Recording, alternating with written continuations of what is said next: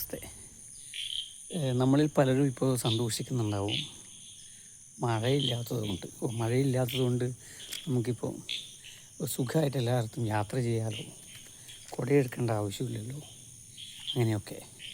പക്ഷേ മഴ വേണ്ടുന്ന സമയത്ത് മഴയില്ലാത്ത ഈ ഒരു സിറ്റുവേഷൻ അത് വലിയൊരു ദുരന്തത്തിലേക്കാണ് കലാശിക്കുക എന്നുള്ളത് നമ്മൾ ഓർക്കണം.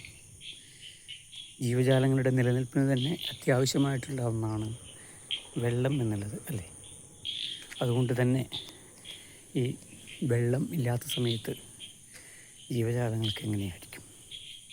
അതുപോലെ തന്നെ ഇപ്പോൾ ലൗകിക ജീവിതത്തിൽ വൈദ്യുതി മാധ്യമങ്ങളിലൂടെയൊക്കെ കാണാം, അധികൃതർ അണക്കെട്ടിൽ വെള്ളമില്ല എന്ന് പറയുന്നത്.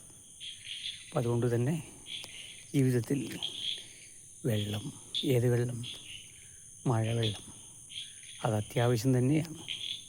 അതുകൊണ്ട് മഴ പെയ്യാനായിട്ട് നമുക്കൊക്കെ ആഗ്രഹിക്കാം, പ്രാർത്ഥിക്കാം. നമസ്തേ.